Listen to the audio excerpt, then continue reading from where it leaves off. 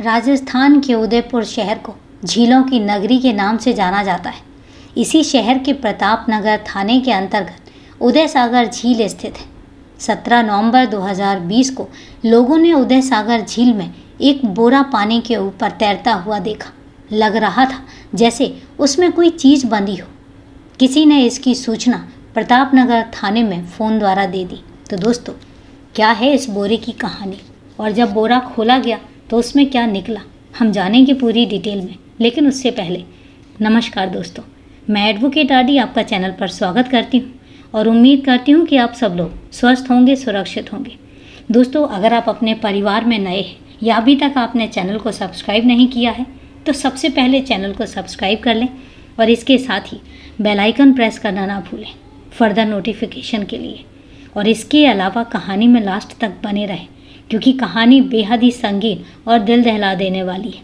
और कहानी के बारे में आपकी क्या राय है कमेंट करके ज़रूर बताएं और आपके कमेंट्स के जवाब मैं वीडियो के लास्ट में ज़रूर देती हूँ, तो वीडियो को लास्ट तक सुनना ना भूलें। तो चले दोस्तों, आपका टाइम नहीं लेते हैं और जानते हैं कि आखिर ये बोरे की पूरी कहानी है क्या।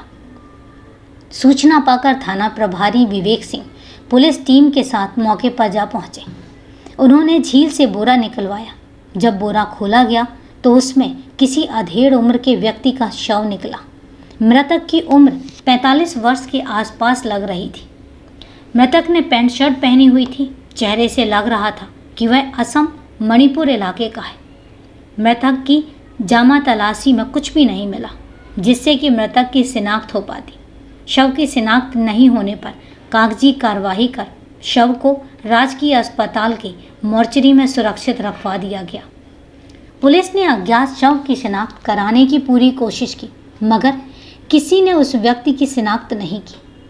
1 सप्ताह तक मृतक की पहचान नहीं हुई तो पुलिस ने शव को लावारिस मानकर मेडिकल बोर्ड से पोस्टमार्टम कराकर उसकी अंत्येष्टि करा दी। प्रतापनगर थाने में अज्ञात व्यक्ति का शव मिलने का मामला दर्ज कर लिया गया। पोस्टमार्टम रिपोर्ट में खुलासा हुआ कि मृतक को गला दबाकर मारा गया था। यह हत्या का मामला था मगर जब तक मृतक की शिनाख्त नहीं हो जाती तब तक पुलिस कार्रवाई करे भी तो कैसे। पुलिस ने खूब हाथ पैर मारे कि शव की कोई तो पहचान करे मगर किसी ने इस व्यक्ति को देखा ही नहीं था। पुलिस ने अपने मुखबिरों को भी अज्ञात शव की सुरागी के लिए लगा रखा था मगर 4.5 महीने तक कुछ भी पता नहीं चला। मगर अचानक उदयपुर पुलिस की जिला स्पेशल टीम के कांस्टेबल प्रहलाद पाटीदार को मुखबिर से सूचना मिली कि कुछ लोग एक मृतक व्यक्ति का मृत्यु प्रमाण पत्र बनवाने की कहते हुए पंचायतों के चक्कर लगा रहे हैं। तब प्रहलाद पाटीदार एवं स्पेशल टीम के इंचार्ज हनुमंत सिंह भाटी की टीम ने जब 2 लोगों पर निगरानी रखी तो किसी व्यक्ति की मौत के बाद फर्जी मृत्यु प्रमाण पत्र बनवाने की बात सामने आई। टीम ने जब दोनों व्यक्तियों को हिरासत में लेकर सख्ती से पूछताछ की तो उन्होंने अपने 3 अन्य साथियों के साथ मिलकर असम के उत्तम दास की हत्या करने की बात स्वीकार की। उन्होंने बताया कि उत्तम दास की हत्या उसके बड़े भाई तपन दास ने कराई थी। आरोपियों ने पुलिस को यह भी बताया कि तपन दास ने उन्हें इस काम के लिए 12.5 लाख रुपए की सुपारी दी थी। स्पेशल टीम और प्रतापनगर थाना पुलिस ने कड़ी से कड़ी जोड़ी तो फर्जी मृत्यु प्रमाण पत्र बनवाने के मामूली से प्रयास के पीछे अपराध की बड़ी कहानी निकल कर आई। किसी ने ऐसा सोचा भी नहीं था कि ऐसा भी हो सकता है। इस खुलासे के बाद न सिर्फ घिनौना अपराध सामने आया बल्कि उदय सागर में 17 नवंबर 2020 को मिली अज्ञात व्यक्ति की लाश की वह गुत्थी भी सुलझ गई जो करीब 4.25 माह से प्रतापनगर थाना पुलिस के लिए सिरदर्द बनी हुई थी। मामला असम के रहने वाले एक परिवार में अवैध संबंधों का निकला जिसमें तपन दास को छोटे भाई उत्तम दास की पत्नी रूपा से प्यार हो गया। तो आगे चलकर प्यार के इस खेल में उत्तम दास बलि का बकरा बन गया और उसकी लाश हजारों किलोमीटर दूर उदयपुर की उदय सागर झील में फेंकवा दी। सुपारी किलर 5 युवकों से पूरी जानकारी एवं मृतक के भाई तपन दास का मोबाइल नंबर पुलिस ने हासिल कर लिया और इसके बाद एक विशेष पुलिस टीम गठित की गई।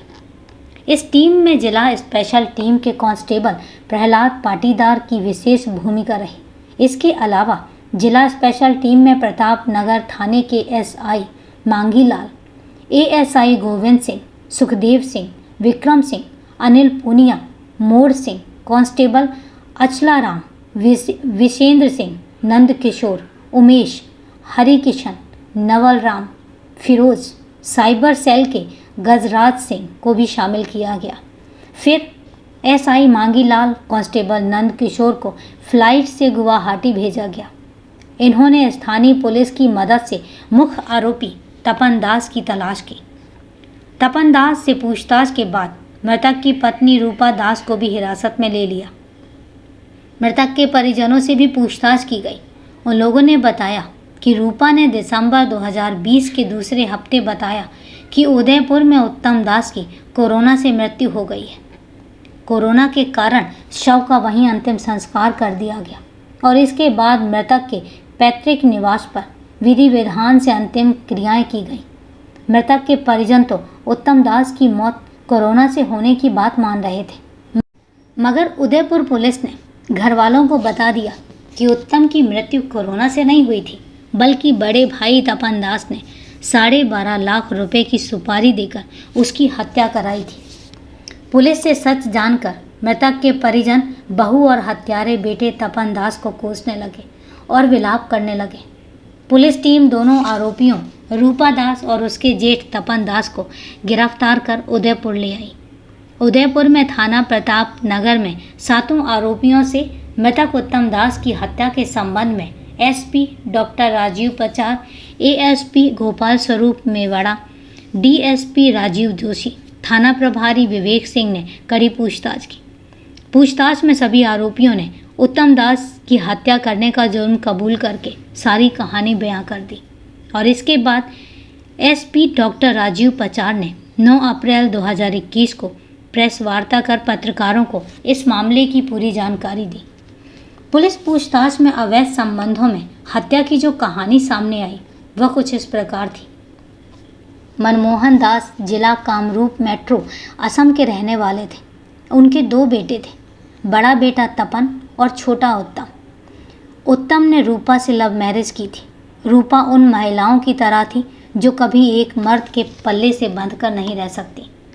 उत्तम से लव मैरिज के बाद रूपा को एहसास हुआ कि उसने गलत और ठंडे व्यक्ति से शादी की है। रूपा चाहती थी कि उसे पति रात भर बाहों में भरकर मथता रहे, मगर उत्तम में इतना दमखम नहीं था। ऐसे में जब कई महीनों तक भी रूपा को शांति नहीं मिली, तब उसके कदम बहक गए। उसने घर में ही अपने जेठ तपन दास पर ध्यान देना शुरू कर दिया। तपन उससे उम्र में 10 साल बड़ा था, मगर वह था गबरू, हिष्ट-पुष्ट। तपन ने छोटे भाई की पत्नी रूपा को अपनी तरफ ताकते व मुंह का आमंत्रण देते देखा तो वह आशय समझ गया। एक रोज़ घर में जब कोई नहीं था तो तपन ने रूपा को अपनी मजबूत बाहों में भर लिया और इसके बाद फिर उनके बीच में नाजायज़ रिश्तों का सिलसिला हर दिन चलता रहा। वैसे तो रूपा तपन की बहू लगती थी, मगर उन दोनों ने जेठ बहू के रिश्ते को कलंकित करके एक नया रिश्ता बना लिया था, अवैध संबंधों का रिश्ता।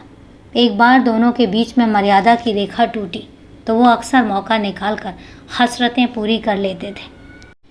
तपन उदयपुर राजस्थान में स्थित एक कंपनी में नौकरी करता था। वह छुट्टी पर घर आता तो रूपा के इर्द गिर्द ही मंडराता रहता। दोनों एक दूसरे से खुश थे, मगर कभी कभार उनका मन होने पर भी उत्तम के होने की वजह से संबंध नहीं बन पाते थे। ऐसे में उन्हें उत्तम राह का कांटा दिखने लगा। उत्तम दास वहीं कामरूप में ही काम करता था। कई साल तक रूपा और तपन के बीच यह खेल चोरी छुपे चलता रहा। घर परिवार में किसी को भनक तक नहीं लगी। तपन की उम्र 50 वर्ष की हो गई थी, फिर भी वह बिस्तर पर अच्छा खिलाड़ी था।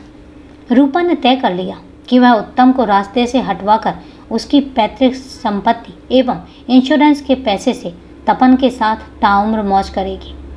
उसने अपनी योजना प्रेमी जेठ तपन को बताई तो वह बहुत खुश हुआ। वह भी यही चाहता था कि सन 2020 में कोरोना के कारण काम धंधा बंद हो गया था।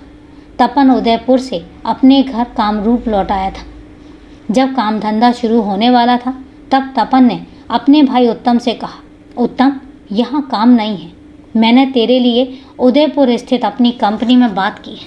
तुम वहाँ जाकर साइट देख लो, पसंद आए तो वहीं पर काम करना। उत्तम को बड़े भाई की बात जच गई। वह अगले दिन ही उदयपुर के लिए निकल पड़ा। तपन ने इससे पहले रूपा के साथ मिलकर उत्तम की कहानी खत्म करने की योजना बना ली थी। रूपा ने तपन को 12.5 लाख रुपए देकर कहा था कि पति जिंदा नहीं लौटना चाहिए। तपन अपने भाई से मोबाइल के जरिए कांटेक्ट में रहा। तपन ने उदयपुर में अपनी पहचान के राकेश लोहार को फ़ोन करके कहा था, एक आदमी जयपुर आ रहा है, उसे गाड़ी में ले जाकर उसका काम तमाम कर देना, तुम्हें 12.5 लाख रुपए दूंगा। ठीक है तपन भाई, उसका मोबाइल नंबर दे दो, मैं मिलता हूँ और उसका खेल ख़त्म कर दूंगा, राकेश लोहार ने भरोसा दिया। राकेश लोहार ने उत्तम का मोबाइल नंबर ले लिया। राकेश ने अपने 4 साथियों सुरेंद्र, संजय, अजय व जयवर्धन को पूरी बात बताकर कहा कि एक दिन में 2-2 लाख रुपए मिलेंगे। राकेश ने खुद 4.5 लाख रुपए रखे। सब दोस्त गाड़ी लेकर जयपुर पहुंच गए। मोबाइल पर उत्तम से संपर्क कर उसे गाड़ी में बिठा लिया। उधर तपन भी असम से फ्लाइट पकड़कर उदयपुर आ गया। ये लोग जयपुर से उदयपुर तक मौका नहीं मिलने के कारण उत्तम को मार नहीं सके। ये लोग उदयपुर आ गए। उनसे तपन भी आकर मिला और इसके बाद शराब में नींद की गोलियां डालकर उत्तम को रास्ते में ही पिलाकर नींद की आगोश में पहुंचा दिया। उत्तम के पास से मोबाइल फ़ोन, पर्स व अन्य दस्तावेज आरोपियों ने ले लिए थे ताकि उसकी शिनाख्त न हो सके। और इसके बाद राकेश और उसके साथियों ने गला घोंटकर उत्तम को मारकर लाश बोरे में भरकर उदय सागर झील में फेंक दिया। उत्तम का काम तमाम कर तपन असम चला गया और रूपा को उत्तम के मर्डर की बधाई दी। रूपा बहुत खुश हुई। उसने बधाई में जेठ को अपने साथ सुलाया। वे मौज करने लगे और फिर घर वालों से कह दिया कि कोरोना से उत्तम की मौत राजस्थान में हो गई है। अस्पताल वालों ने उसकी लाश नहीं सौंपी तो वहीं पर उसका अंतिम संस्कार कर दिया। घर वालों को उत्तम की मौत का बहुत दुख हुआ और उन्होंने विधि विधान से सारे संस्कार किए। रूपा दिखावे के लिए आंसू बहाती रही ताकि परिजनों को लगे कि वह अपने पति के जाने पर बहुत दुखी है। वहीं रूपा रात होने पर जेठ के साथ कमरे में बंद हो जाती। सारी रात पति की मौज की खुशी शारीरिक संबंध बनाकर व्यक्त करती। रूपा के बूढ़े सास ससुर दिन अस्त होते ही घर में कैद हो जाते थे। रूपा और तपन भी जी भर कर मौज करते थे। मार्च 2021 का आधा महीना बीत गया था, मगर उत्तम की मृत्यु का प्रमाण पत्र नहीं मिलने पर रूपा को अपने पति के LIC इंश्योरेंस एवं अन्य बीमा कंपनियों से रकम नहीं मिल पा रही थी।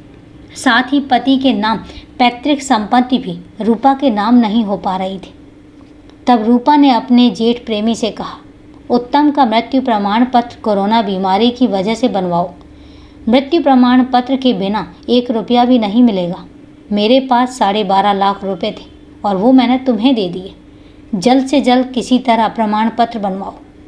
सुनकर तपन बोला, अभी मैं राकेश को बोलता हूँ, तुम चिंता मत करो, राकेश मृत्यु प्रमाण पत्र बनवा देगा।